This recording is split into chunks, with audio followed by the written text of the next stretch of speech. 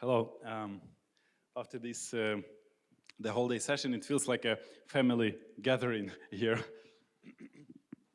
So first of all, please be seated. If you can sit closer, sit closer. Let's make it productive for both ways. First of all, let me ask you, where are you from? What industries? What industries you from? Like real estate, anyone? What industries?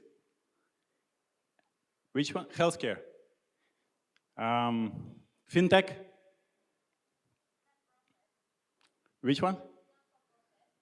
Non-for-profit. Agency business.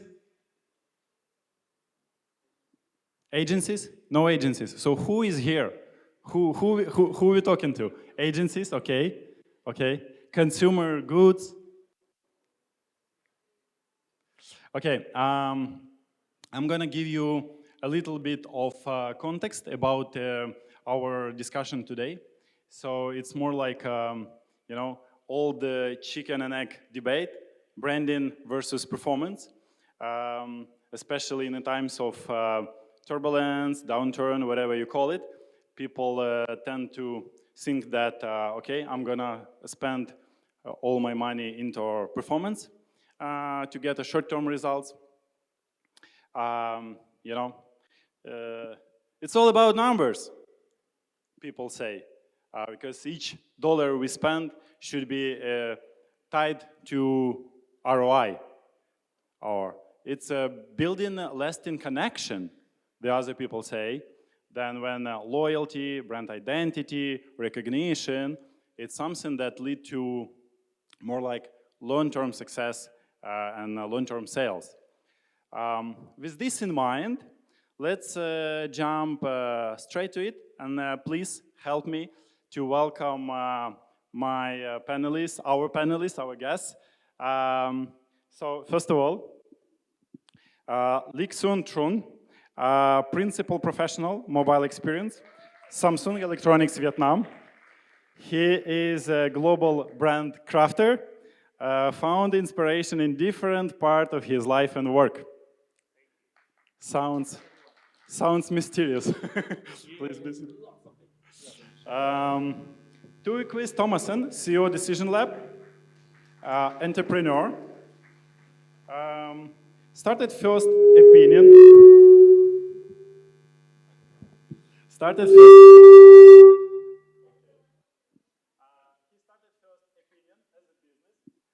And then Decision Lab in Vietnam.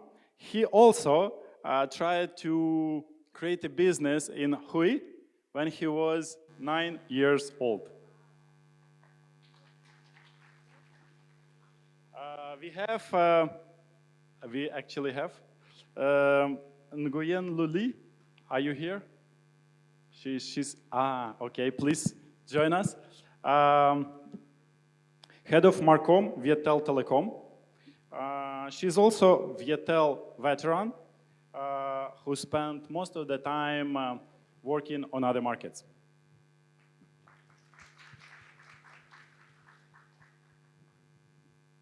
And Shanti Talani, country head and board of director Indonesia, MMA Global Indonesia.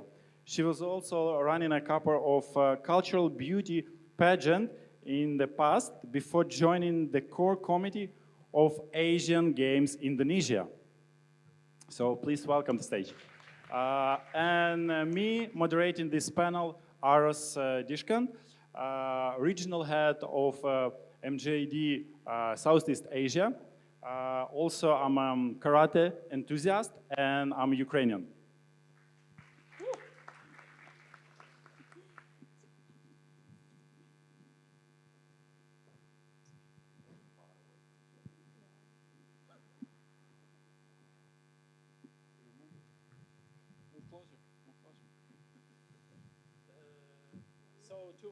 To open this discussion, why don't we start with the state of your brands right now?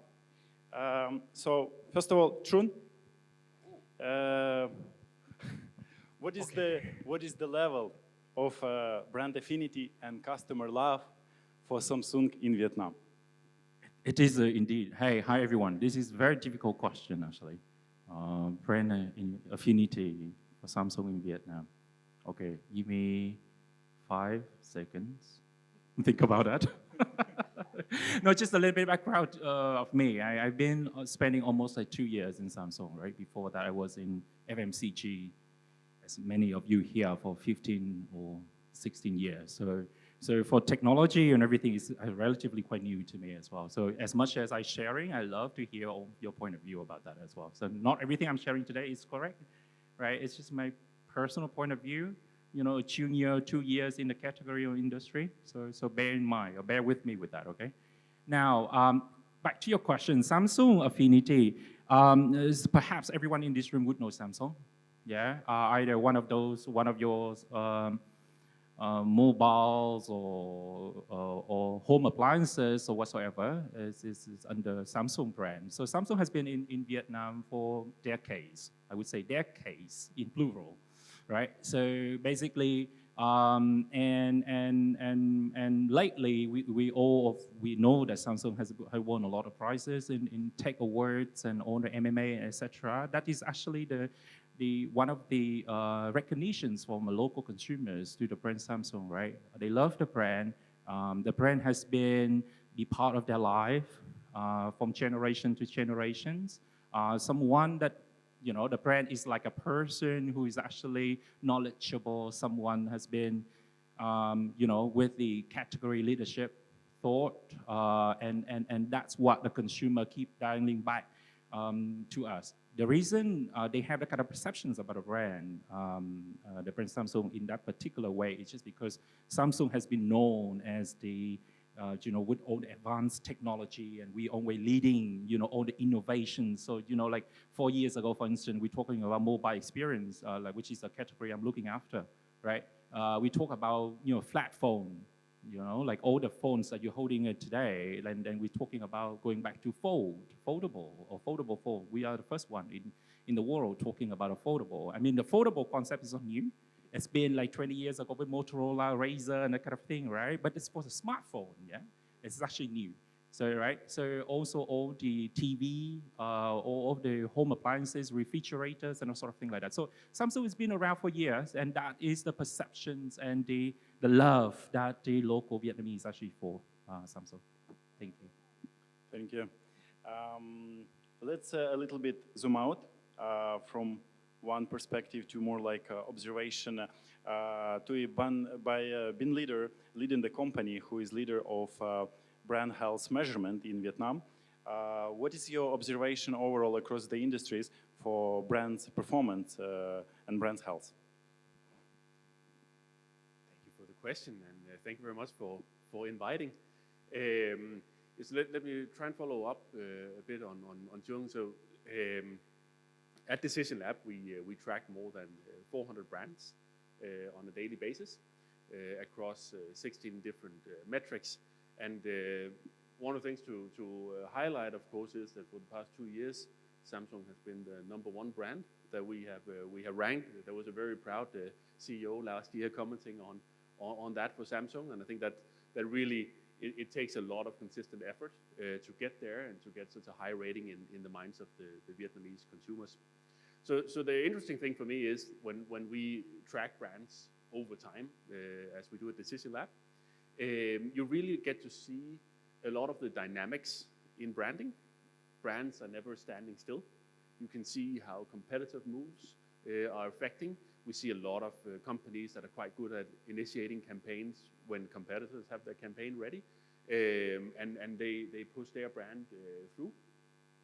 And I think over time, what is really interesting to see across sectors is that there is a huge effort ongoing in Vietnam across industries, local and international brands to improve.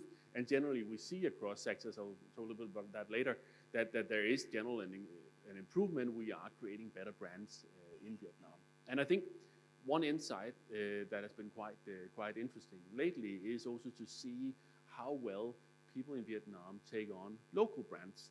And I think that's actually something we can be quite proud of, because it is a struggle, has been a struggle in Vietnam, also in the region, to create original Vietnamese brands. And I think that there's a really good sign that Vietnamese consumers are paying attention to international brand or to local brand names, feeling a lot of pride over these brands. And so if you are on the journey towards building a brand as a local company, as a startup, then put your faith in it. Listen to the panel here, and you're already set up for success. So the last thing I just want to highlight is this month we ranked Ba Khoisan, that many of you know as the most improving brand throughout April. And I think this is also one of these brands that really made a breakthrough through the COVID pandemic, and can be quite proud of what they did to deliver daily necessities. But then a consistent effort across the metrics that we see means that a brand like Ba Khoisan, they are still making it, and they are able to better and better win over the hearts and minds in Vietnam. Thank you. Seems like when some brands have momentum of rapid growth, the other brand already there. Lee, when Viettel already achieved such a widespread recognition, what is the role of branding in Viettel continuous success? Okay, thank you for your question. So may I, before I can I say my answer, can I make a small survey here with our customer that how many of you, if you ever use one of Viettel service in your home, Wi-Fi, mobile, or any other, you can raise your hand and, oh, thank you a lot. That's a good one. Yes, thank you a lot about this. Actually, Viettel now, so we the #1 brand, telecom brand in Southeast Asia, and we are number 17 in the global one. And for the brand value, we just got increased 40% of our brand value within 1 year after we rebranding from our green color to the red one 2 years ago. And to the branding, I think they contribute a lot to our growth recently. We all know that now we facing the economy crisis after the COVID, and we think that because of our brand we're building for more than 20 years until now, and maybe this time they prove that it works. Because last year we still got the profits, we still got our revenues growing, not much, but I think it's quite positive in this time, and our profit is the highest one for the last 5 years is about $2 billion for the telecom in Vietnam. And thank you guys for using the Viettel service. Thank you. From my perspective, our company is still famous mostly for performance type of campaigns. We've been here for 5 years already, and yeah, still we've been known for performance type of campaigns. But we evolved. We also added branding services to complete sort of full funnel from the very beginning. Yeah, but talking more about that, and before jumping more like specific metrics, net promoter score, brand loyalty, so on and so forth, why don't you guys tell me what is branding to you, specifically to your daily routine, to your daily business? Smarties. Smarties as the award brand. How is branding, how does it work, branding for award for branding? Well, firstly, I think we're very proud of the fact that Smarties has now come to a stage where the recognition is so magnificent. We are a global awards, of course, everybody knows that, but we run local awards in every market. And the key idea of having a platform such as Smarties is to get brands and agencies and all their partners to showcase some of their best work within industries, right? Within markets, whether it is globally or regionally or locally. And that is what helps one another, all of us in the room, gain more knowledge. There's so much of sharing, so much of learning, so many case studies, successful case studies, failures, whatever it is, right? Like we pick up challenges and we look into how brands are evolving year after year after year. And we get, at least in Southeast Asia, we get like 400 plus entries in each market. So, of course, we feel we are established, but there's so much that goes on at the back end that none of you see when it comes to Smarties. How do we really keep our branding alive? First, we keep a certain standard. So everyone involved, right? Because the industry is growing, right? Technologies, ways of advertising and communication and marketing and branding, everything is evolving so much, so rapidly. So what we do at the back end is, firstly, we have a very strong council that helps us navigate. What is relevant, what is not, what should we include, what should we exclude. Then we have all our board members very, very involved. We make sure that our pre-screening jury, our main jury, has a certain standard. So we go from C-levels, president directors, chairpersons, to head of certain departments, and we know the best people are involved for the Smarties decision making. We have the chairpersons, we have jury observers, we have external third-party people involved to make sure that it's done in a very fair and just manner. So I think to make sure that we keep our Smarties branding going, we have to keep inventing things. We have to restructure so many things at the back end. We have to make sure we don't drop in terms of where we are, and we keep growing more and more. But at the end of it all, I think the core idea is to really, really help the industries and to make sure we're all learning from everybody's case studies, everybody's campaigns, and we just have brilliant ideas that we keep showcasing, and I think that then becomes the way that digitization moves forward globally. Yeah. Beautiful.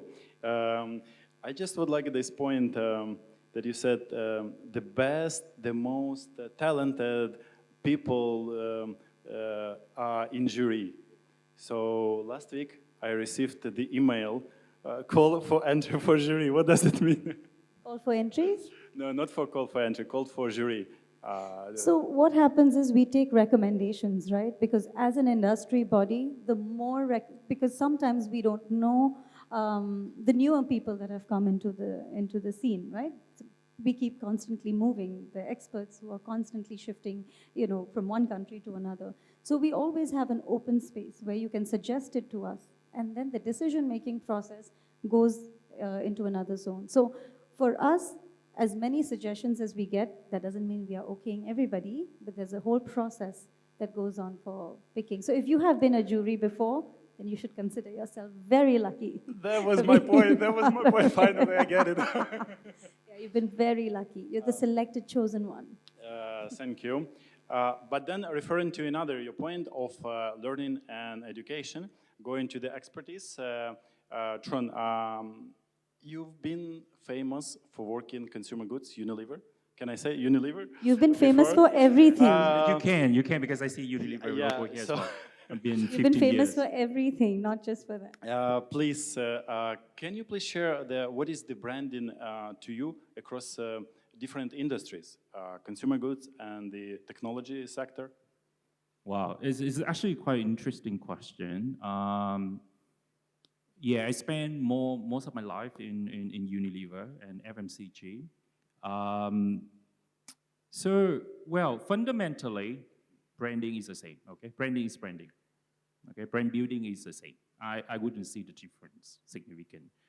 But when it comes into the different industries, there must be some nuances that we can take, we can give, right? And if I'm talking about brand building of even just 24 months or 36 months ago, 3-4 years ago, it must be very, for me, personally, I think it's very different versus as much today, especially even after the pandemic, right? Everything has been changed. People start to talk a lot. You hear more of, all of those terminologies, but it's actually very, very close. And that is something that you need to keep in mind all the time. And I myself do that, which is we're talking about agility, right? Flexibility, consistency. And a big word, even for me, I'm taking it in, I put it in my pocket, I keep it for myself, and today I'm sharing it with you. It's all about preference and relevance. And relevance to consumers, whatever we do.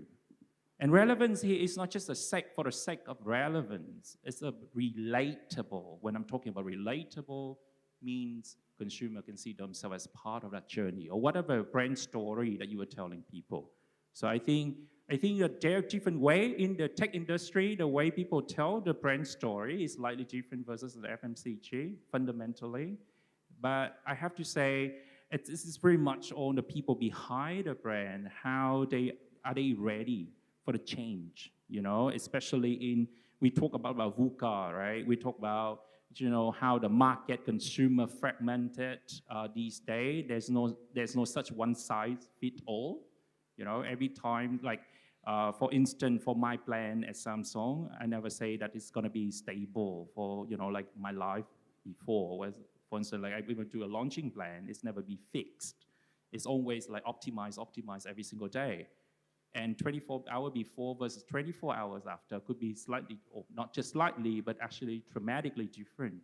The reason is because in the tech industry, we talk a lot about sales out, right? Sell out, which is sales.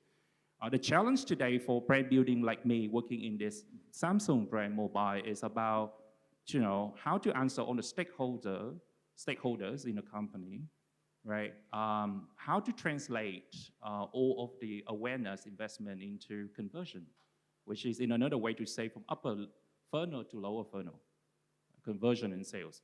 And that is very challenging. We all know how the funnel works, right? In digital 101, we all know how it works. And how do we close the gap? That is very challenging for people doing brand building today, especially in the fast-paced business like industry like tech. So the first one is the relevancy, and the second is consistency, at least for the sector that you represent. How about telecom sector? Lee, question to you, branding to you. Is it about CTR, I don't know, reach, and then if we talk a lower funnel, conversions, or it's more like you shared before, product-led metrics? Can you please elaborate? Yes. When Chung has saying some things about the current trend, right? What happened with the smartphone now? I would like to share an old story. Like 20 years ago, I think Viettel is just like the only local company that we spend a lot of money on branding.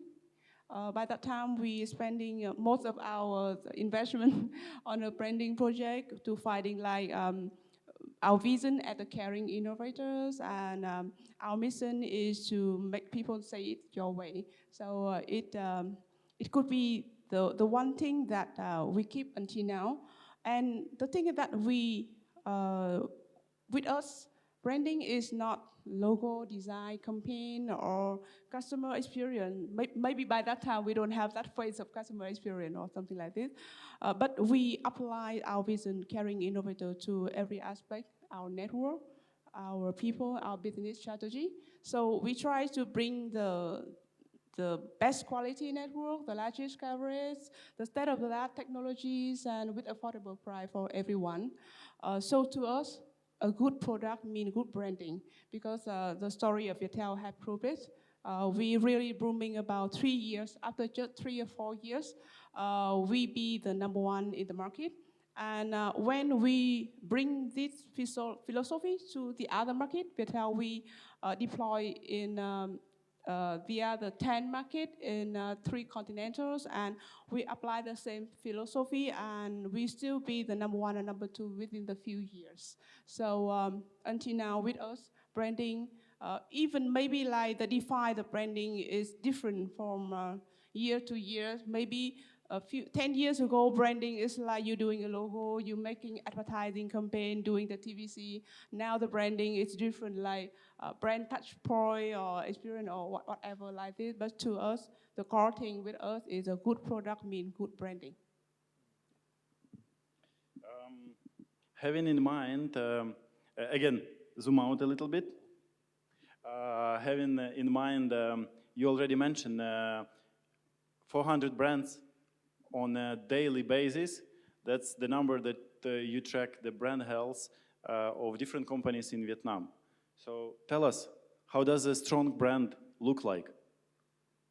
What needed and what we need to measure to become a strong brand?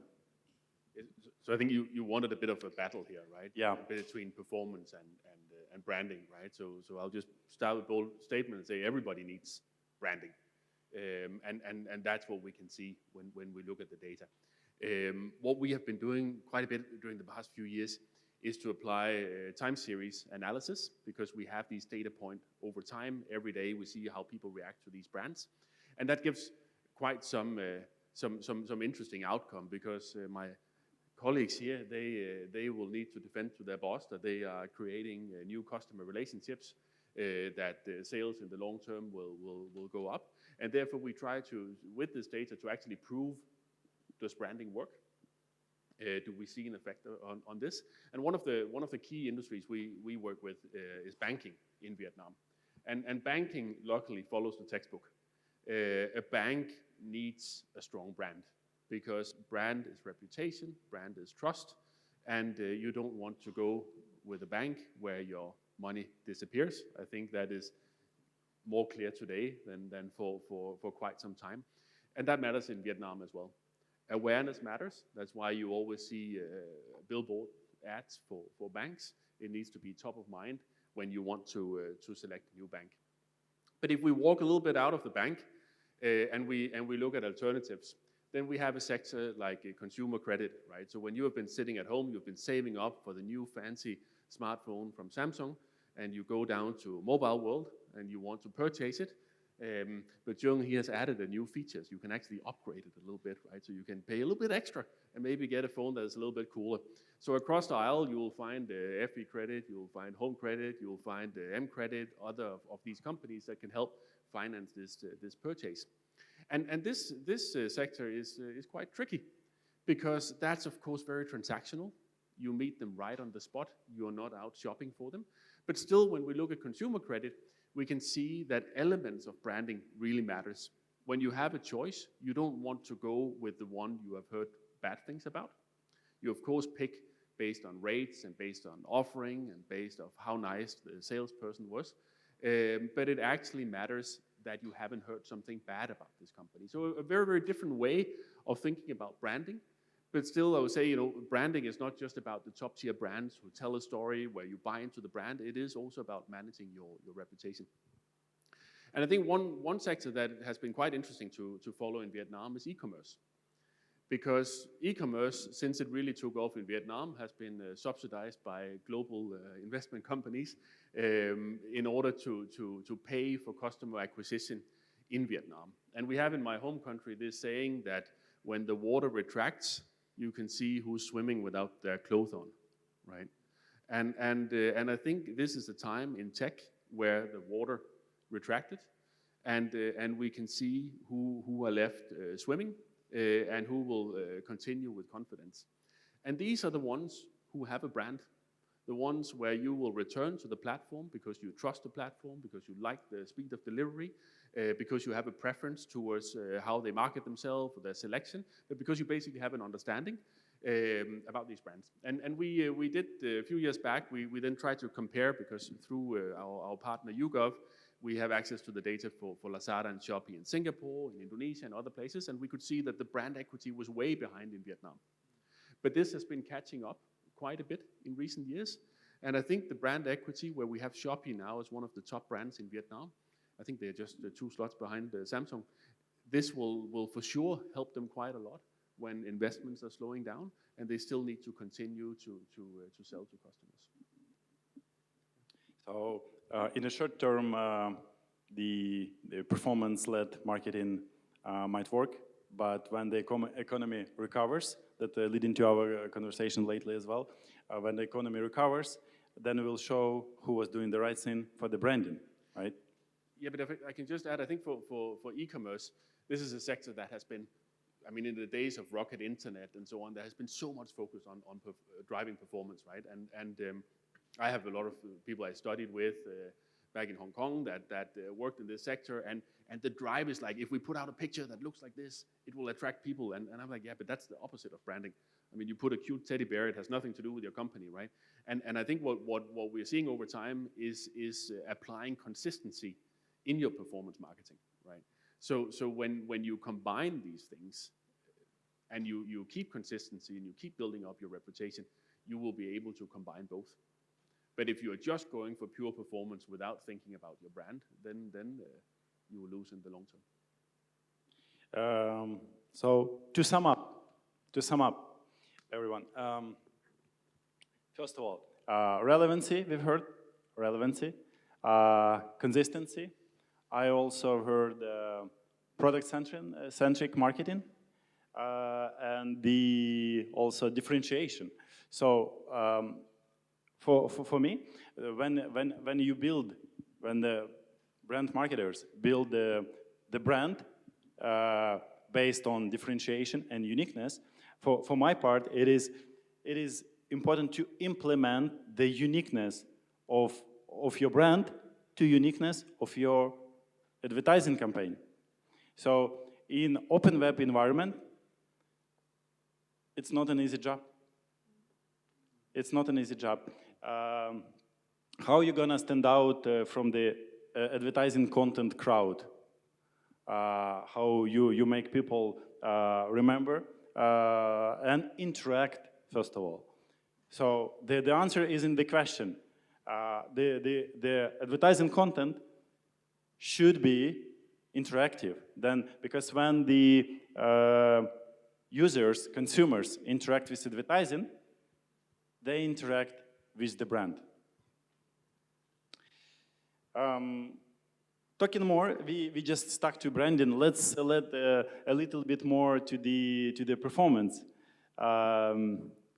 Yeah. So how do you guys feel? Should we talk about performance, or we should keep about branding? Just joking. Eero, sorry to interrupt you one second. Yeah. Just what Eero just said, and this should be open for the room as well for discussion. I think one of the point that you're talking about, how the brand and consumer interactions, right? And I think this is very interesting because, we've been talking a lot about the consumer journey, right? But how many of us actually thinking or taking it on board seriously, right? Of course, different industry, different business. The consumer journey is maybe a user journey or user purchase journey or whatever you call it. Maybe slightly different.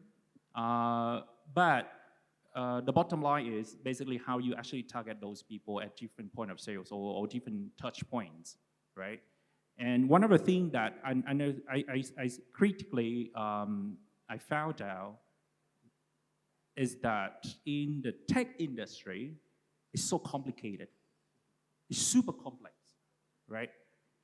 If I go back to my FMCG hat the other day, like a few years back, then seems to be that everyone buying a shampoo, conditioner, or buying a detergent or whatsoever. It's very simple. People go from home to work to here to shop to buy, that kind of thing. It's quite linear, right?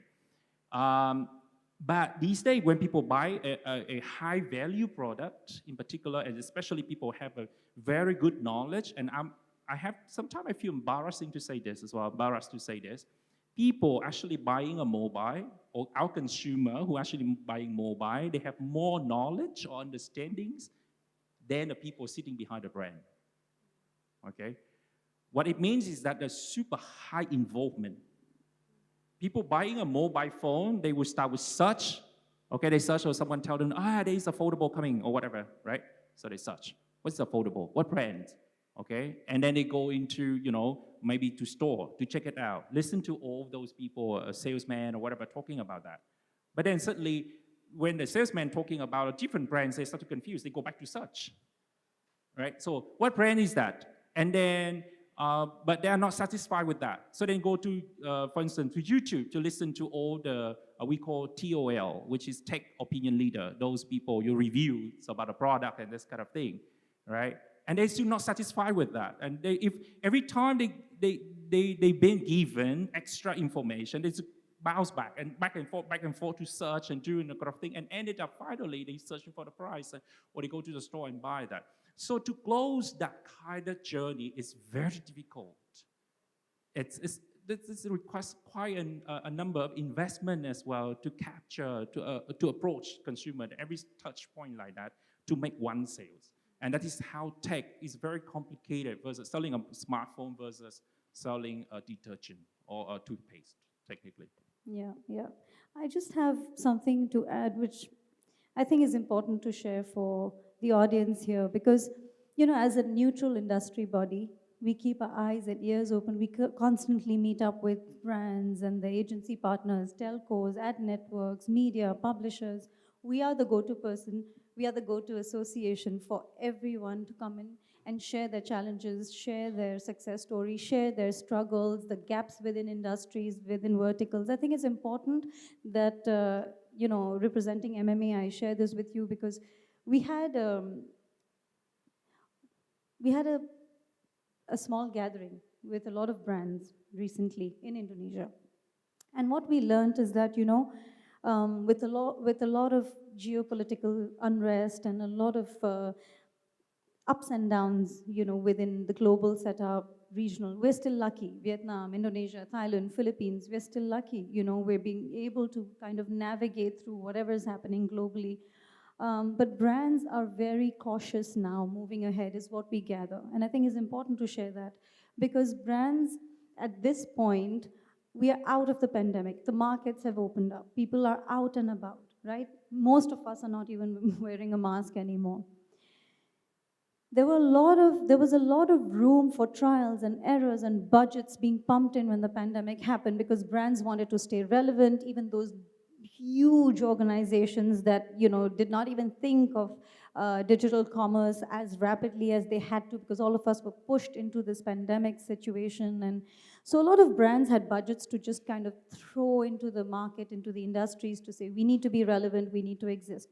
Now what's happening is, at the back end, this is what we gather. Again, you know, there's a lot of, they're enduring a lot of losses, you know, shipping prices going up, raw material prices going up, a lot of, you know, expense within exports because of the situation globally, exports, imports, everything is being impacted. And they cannot even increase a single dollar or a single cent in their selling price. So they're being hit.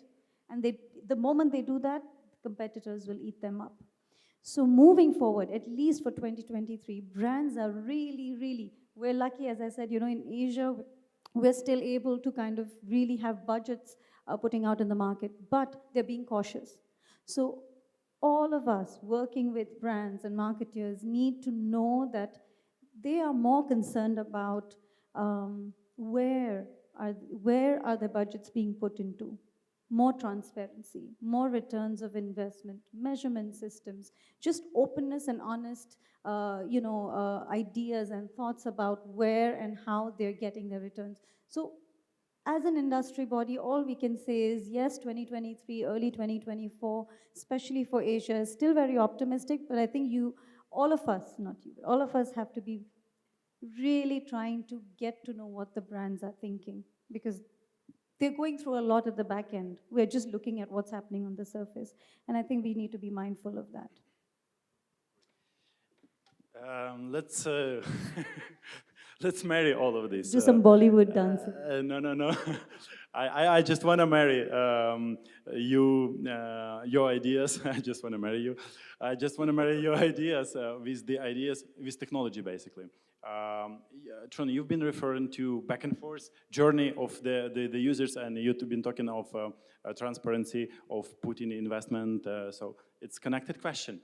But is there an answer to it? The answer in, because lately you've been talking about marketing mix modeling. What is it? Can this be a solution for companies that the journey of the consumers is non-linear? So how does it work? Yeah, so I think now we're all branding fans here, right? And we'll talk about how important this is right until we come back and there's an email from someone saying we need to increase sales in Q2 and Q3. And I think the challenge nowadays with performance marketing is that, I mean, if you've tried to really in detail follow how to track campaigns, how to track performance over the past 2 and 3 years, you have quite some headache because the digital media landscape has changed and changed again. Cookies are dead, walled gardens you can't track across, and therefore it is really, really difficult, coming back to Jung's consumer journey, to figure out not just when did they then walk into the store and buy the phone, but what is actually the digital process leading to this. And what is happening then in the analytical community to try and come up with a solution to this is a little bit of a walk back from all the complicated models with cookie tracking and things like that. And then the idea of trying to just measure your marketing mix or model your marketing mix is coming back. And we're seeing Meta has been doing quite some work to create some open source models that can be applied by companies in order to do this.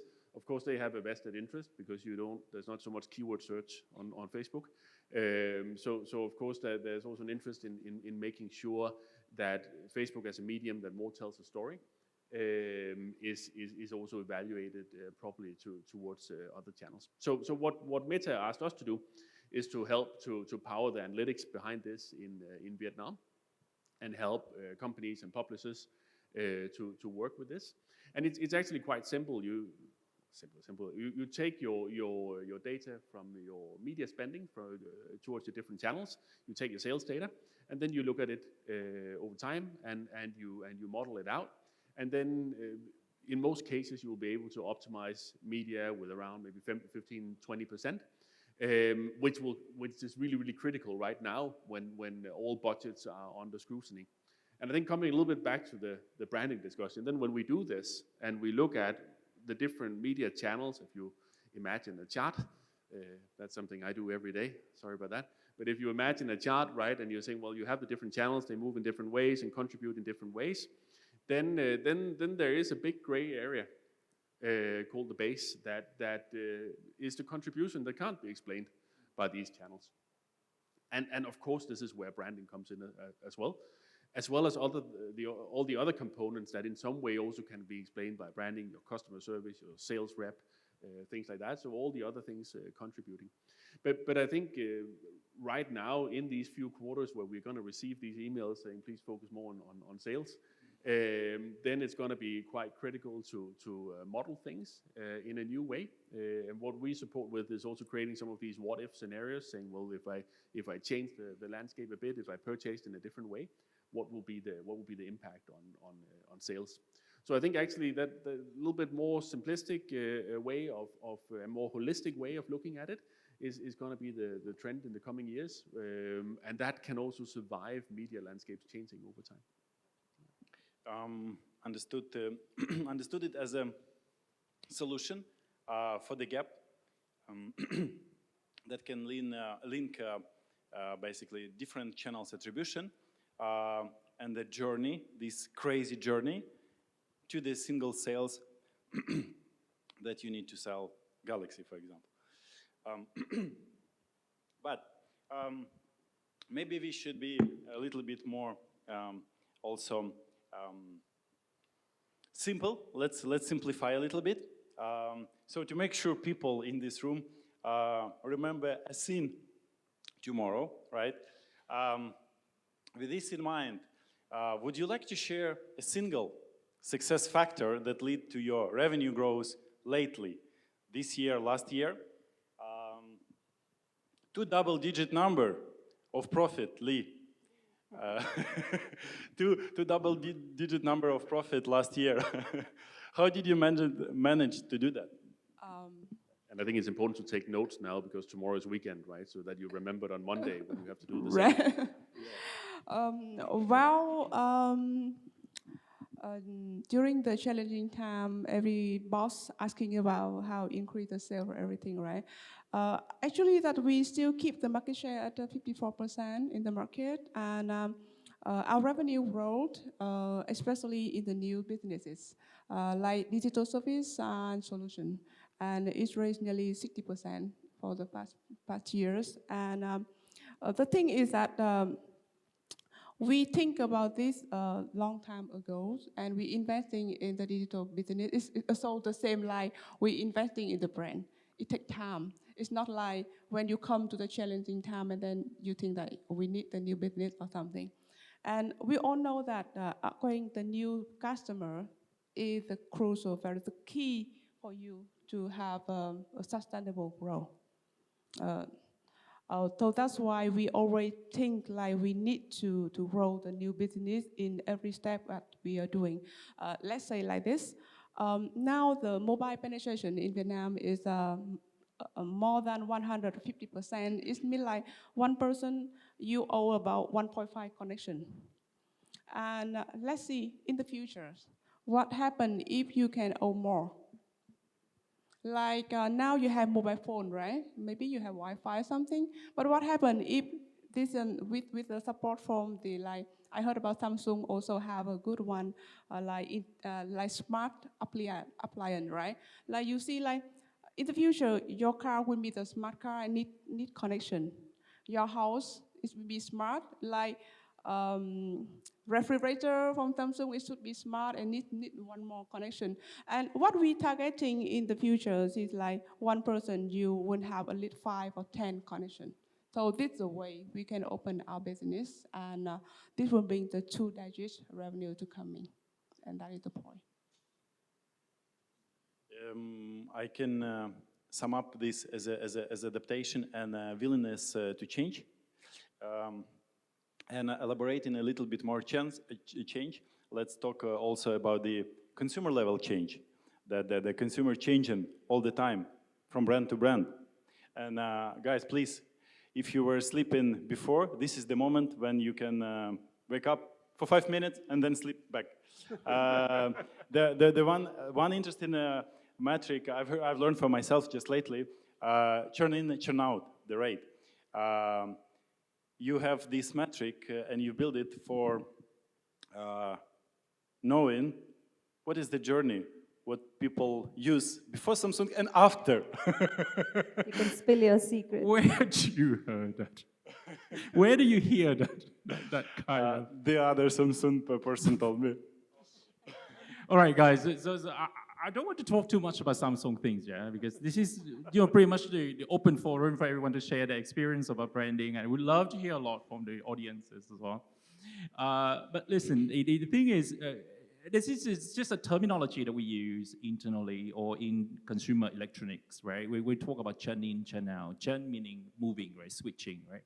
So churn in, churn out is just another. It's not just I would say a marketing kind of concept, right? But it's a real deal. Technically, it's about basically we have a huge PII data, which is first-party data, and of course we can work with the second party data for either Facebook and Google, etc. Then we basically look at the movement or the switching movement between devices or users, right? So and how do we do that? Basically, we can see like we can predict. Technically, we can predict from the behaviors of people looking at .coms when they go into Samsung.com, for instance, like they look at things or where they're coming from, the device targeting, that kind of thing, right? And or people haven't used, or people every time we launch a new product, then people tend to look for that and buy the new one or change the new one, that kind of thing. So all those behaviors psychologically, we basically do analysis about that, right? There's a huge tons of people sitting behind and do their own analysis and try to understand, and coming up with a pattern, sort of. I could call it a pattern for now, or a model for now, to predict who will change or who will most likely to change to switch from one brand to the other brand, or people switching, from one model to the other model within our database. So technically, so then we actually create different creatives, assets, and a lot of ways to targeting them differently. For instance, we use our CIM activities, like EDM or push notification, etc., to target them different group of people, with a different behavior, different and a possibility they are going to upgrade, for instance, to the new phone. If we launch a new phone, for instance, then how do we targeting them from day one? Even before we announce, or along the road until the end of the project or the campaign or the launch. Yeah, so I would say it's more like it's a smart system based on the first party data, most likely, that we have, and to come with a prediction, that kind of, did you say that the pattern or the model, or what was the right word to say that? Sometimes I lost my word. Pattern is okay. So before we maybe continue, I would like to ask, are we able to use Slido for the questions, so you can apply the question for us? Or you can, if you're okay, you can just raise hand and ask a question. We've been pretty much jumping because this is a huge topic, of course, and not easy to be too specific, and not easy to cover everything. At the same time, we're here for you today, for sure. Please ask questions, Slido, or raising your hands. Before that, meanwhile you're thinking of your questions, I would give a tech perspective on a single factor, if I may. Recently, basically this year, ChatGPT became so popular, everyone talking about that. But we actually integrated with this engine, DALL-E 2. We've integrated to our creative studio, so-called. We call it MJD, Generative AI. So what it does, it just creates a visual for you in a couple of seconds. But, of course, when it's free your time of manual work, designing, but it challenges you with your fantasies, with your inspiration, because you will receive exactly what you prompt. How precise, how concise you prompt, how your imagination works. Like you can ask for 45 degree angle, or portrait picture, and you'll get it in a few seconds. So this is that I'm really proud that we do. Yeah, Slido will take time. How about questions right away from the audience? Maybe straight right now. I just have something to add, if I may. Yeah, for sure. Nothing to do with the audience. I think the audience are still taking time. I just loved what Lee had mentioned about if you have a good product, it's good branding. That's where it starts, right? I mean, we're in the world of digitization. There's always going to be so many things as we go along. But I think as brands and marketers, it is so key to keep, and we're so many people within an organization. I think it's critical to keep that intent and that organizational values and principles and the core meaning of your organization. What does it stand for? It is so important to keep that intact with everything else that we are rapidly involving into our day-to-day lives and business and personally as well.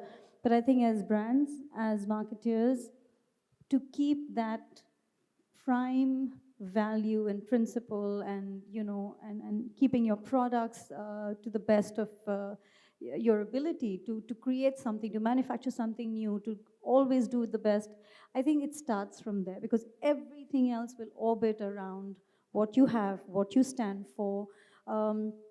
It is important to know what your clients, what your customers and consumers, it is important to know what they're thinking, what they're feeling, what are they passionate about. Do they connect with your brand the way are you actually listening to them? Can you connect with them at a deeper level than just, making sure they're buying your products? Do they even stay loyal to you? Why aren't they staying loyal to you, And I think everything orbits around your core values, representing a brand or an organization or a market, or whatever it is. I think we shouldn't be drifting far away from the core intent of why we are here in the first place. So that was just a thought because we were buying time. And I think while Aras is reading the questions. Maybe I'll just Yes, yes. jump in for just one second, because I think, I mean, when we're talking about a single success factor, of course, as a consulting company, our success depends on client success, right? But for me, I think if I would give you something to take home in terms of how to measure success in a simple way, that you all can do in your brands, it is really to keep asking your customers if they would recommend your brand or your service or your offering to someone else. Because that shows again and again to be such a powerful question that both covers the branding and the performance. Because if you ask people if they would recommend something, then they start to consider their love for your product, how they relate to it, but also if they are even willing themselves to advocate on behalf of your brand and promote this to others. So it gives a really, really strong impression when you take everything together to understand, are you building a good brand? Are you building a strong offering? And will this grow in the future? And I think one example of that is one of my favorite clients, ACB, the bank.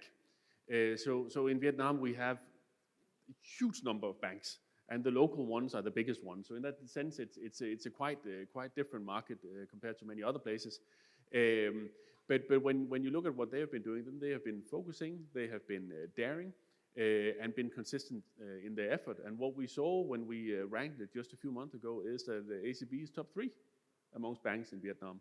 And they might not be the biggest today, but this is something to watch out for. So if you don't work for a brand, then go back and bet on the stock market, because I think we're going to see a growth for a company that can beat its competitors on the willingness to recommend.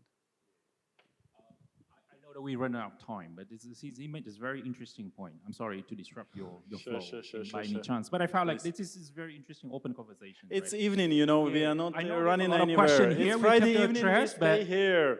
For sure, we will go one get by some one. beers? Yeah. We should start, yes, Yeah. I was just No, going to no. say, we're going to start Bring serving some beer. beer here. Yeah. No. One thing that he talks about, which is very interesting, Trey talk about, right? You know, like how to make sure that you listen to what is that, all the buzz around, you know, like even the recommendations, or another way of you looking at is also, you know, on the reviews and all sort of thing like that, right? There are so many tools that these days we also have to use to support, you know, for any decisions that we make, especially when you work on brand building, create a lot of assets, creatives, targeting, and etc. Or even how you craft your campaign or your brand, right? I think one of the thing is my own experience. Sometimes I just open all the forum and I just read through all of the comments about a brand, and you definitely learn a lot from that on those social channels. You know, those Facebook, those groups on Facebook, people talk about a lot of things, right? And of course, there's agency, there's a lot of people can help you to do the statistic, consolidation, etc. But sometimes as a brand builder, I would just dive myself into those forums and read through, you know, what are they talking about Samsung? What are they talking about? What is the comparison? They're talking about Samsung versus this brand versus that brand or not, or the perceptions, and lots of things that sometimes you'll be surprised. I learned that, and I get the consumer insights is not through the research or focus group or testing, you know, concept, that kind of thing. It's actually coming out from those social forums, and that is something very new to me. Okay, maybe not to all of you, but to me, it's something that I changed the way I look at how I manage the brand, keep my eyes, my ears open to all the conversations around the brand. Rather than 5 years ago, I wouldn't care less about that. You know. Making you unemployed. I see there are. Let's work for a little bit for these people who asked the question. First of all, I appreciate the one who did the first question. So, Lee, I might read it for you. I highly relate with the point about complex decision journey. Complex decision journey to making high involvement buy. But also budget constraint is the fact. So how to balance? It's very correlated with the second question, how to balance the performance and basically the branding. Yeah. I think that's first one is complex decision journey is the idea of Jung, right? So the question is passed around. Because our journey is very simple. good product, and that is. Samsung is very expensive. Well, so do you want me to take that? Is that what you say? Okay, great. Thank you. It's a tough one. Okay. So we talk a lot about, branding, performance. Either the first two questions actually quite relate to each other. And we talk about branding, performance, or consumer journey, and we talk about budgeting, right? I'm telling you, the moment I'm sitting here, actually, before I came to this meeting or this summit, I was in a big meeting talking about budget cut. Okay, that's common things these days, unfortunately, right? You can't avoid that. No matter what, you try to convince your stakeholders, or the president, the CEO, whatsoever, about your branding activities that you need to maintain for long term. Unfortunately, if your sales drops, you have no chance, right? Simple like that. So there is always a debatable point of view about branding. Marketing spend too much. Most of you in marketing, right? You hear a lot, right? Marketing is spender, right? Sales is make money, and marketing is the real spender, right? So how do we defend ourselves and try to make sense that branding is actually helping sales as well, one way to the other, right? The balance between branding versus short-term sales, which is what we are looking at these days, right? Or the performance activities, that kind of thing. And guys, there is no kind of model for that. Silver bullet. Yeah. It's not. And I can't say on behalf of all the industries or different brands, different status, and depends on your industries as well. But for me, that is all about, whatever you do in short term, that's a reality you have to do. You have to support sales, do all the promotion, price cut, and all sort of thing like that. But remember one thing is, you still have a brand to build, right? Whatever you do today will be the consequence for your brand perceptions and your brand equity. It will impact, to your brand in the mid or long term. Depends on the brand, the strength of the brand, right? So for example, if you continue driving all the promotion cuts, that kind of thing, right? So you focus on that to try for sales and that kind of thing. You ended up like people, and this is not, I'm not saying this is the theory, yeah? This is a real case. The people perception at the end of the day, when you ask people what is that brand about, it people say this is an affordable brand. Have you heard the terms? Yeah? Very often that you hear of even from FMCG as well. Or in tech industry, because people still have to sell the products, right? If they don't use you don't use your phone anymore, tomorrow you sell that. So the residual value is actually low. And that is how they define your brand. They go back and say, hey, your brand doesn't value anything in that value branding equations. Do you know what I mean? Like that's where they challenge for all the brand builder, right? So you have to find the spot, the right balance for that. Yes, you do short terms. You sales, you go to your sales director or whoever and say, yes, I will support you. I'll do this kind of thing for short term. However, the only request for that is not just plainly price promotion cut, okay? I'll think about doing something else. For instance, during this time, quite a lot of, you mentioned about that, a home credit, own a financial credit and that kind of thing. That's one way of doing that, microfinancing, that's what we call. So we know that consumers have, a lot of challenge on their pocket money, right? How do they are going to buy the product, that kind of thing. So if we want to make one sales, we have to understand their problem, their issue, and empathize for that, and then just help them out. You listen to them and say, hey, okay, if you have a problem to buy a new product, I will support you with microfinancing. This is a program of financing, right? Or you are using whatever on your table, an iPhone, the Samsung, the Xiaomi or whatever. You can trade in. You still can have, and I can support you to some extent. That's one way to look at how you do the promotion. But it doesn't actually make people feel that this is a price cut that is so cheap. Because in longer term, that will end up, your brand will be perceived as a cheap, affordable brand, and that is the space you want to try to get out of that. And I hope, sorry, long story, but I'm thinking, that is one way to the other. It's very connected. Actually, it sounded like giveaway.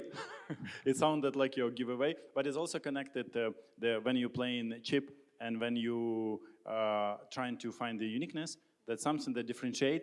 And as on the previous panel, CMO panel today, Trun Deep, he was sharing that 85% of consumers actually willing to pay more.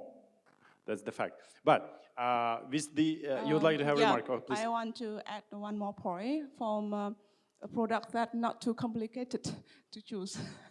Actually, but because the point here, I think that a lot of people, I read all the question here, and I see that most people, they're asking about the budget constraint, right? So I would like to giving one point from my point of view. When telecom is something like quite simple to choose, right? It's not so complicated, everything. So if we still have the budget constraint, what we could do for the branding, marketing, everything. So I would like to share some the way we think and the customer think is so different.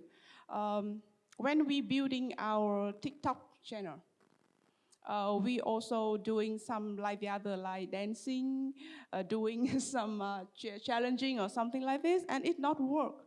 People, they don't like it. They don't like it at all. And after all, because we're working for telecom for so long, and we think that everyone know telecom, and because it's just you got a SIM, right? And you call it, and then you pay it every month. So it's very simple, right? So why do we need to do something else, right? But when we trying to do some clip to talking about our package, like with 50,000 dong, which is the best data package you should choose, or how you can use 4G for free. And people, they like it a lot. It's about 10 million of views for each clip. And then we find an insight like the customer, they do not know a lot like you. They don't know, maybe they not pay attention, sorry, but they don't know everything like you. And after that, we keep using that kind of clip, like a kind of learn on TikTok. And then after 1 year, we got 6 million followers on our channels. And it saved us a lot of money because, you know, when you put the KOLs or reviews on the big channel like this, you pay a lot of money. So I think that with the budget constraint, you still can think about new way to doing. And now here, you guys, we talking a lot about the technology. And to my opinions, try to finding the new platform, new way to working, because if everyone here running the digital marketing, you all know like TikTok now is more open than Facebook and YouTube, right? We running is more the better engagement, the higher rate, everything is much better than the other. So when we have a new technology, a new platform, so try to make use of this. It may be one of my story to share if we are in the situation of the limited in the budgets. Yeah. I think you already touched the point budget constraint and also sort of risk-free recommendation to people as a getaway. And because of time constraint as well, 10 minutes ago they asked us that we have 5 minutes. So, Tui, really brief risk-free recommendation from your side, please. Yeah, so I think one of the commonalities I see when I'm out talking to new clients and trying to bring them in on our service and so on, is because we track the brands already, and often we see very little uplift in what they do. And they're like, we ran this campaign, why doesn't your survey show a change? And I'm like, don't blame the messenger, right? And I think one of the challenges is, I think it was it last month that we became 100 million people in Vietnam. And one thing that is really, really important for most companies, maybe not Samsung and Viettel because of their unique, huge position in the market, but is to focus on core customers. And don't just say Hanoi, Ho Chi Minh City, cool, urban, right? Dare to go out there and find a target and then really understand them well, not just in terms of what you put into the Facebook or TikTok engine when you do the targeting, but you also need to understand them in terms of the messaging, right? And then dare to differentiate. Dare to stand out and not copy the competitors or be like everyone else. I think those are the things where we can see this is what will create impact. This is where your brand goes out of the norm. Beautiful. Marketing industry leader. Marketing industry leader. What's your takeaway? Risk-free takeaway. I think the takeaway for all of us is to keep an open mind, to learn more, to share more knowledge, to come to events like this where we're getting the brand perspective, agencies, ad networks, publishers, media. This is how we're going to grow. This is how we're going to learn. This is how we're going to keep our ideas and creativity intact. So I think be open to that. Every day is a new day. Every journey is a new journey. And as long as we have an open mind and an open heart, we will definitely grow together as an industry. That's my take. Thank you very much. Last thing from me. We've been serving to our partners historically, mostly like small and medium companies that we've been working with. So budget constraints is in our DNA, sort of things. So, that's why we see it's risk-free, because for a tech it's actually easier comparatively, not TV or something. It's easier because we can see conversions, performance right away from few thousand investment, and that gives us opportunity to provide immediate results and immediate reports to the people. I'm sure you guys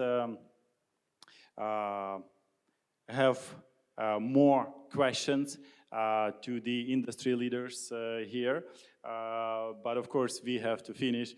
The people are gonna kill me. So you know how to find us.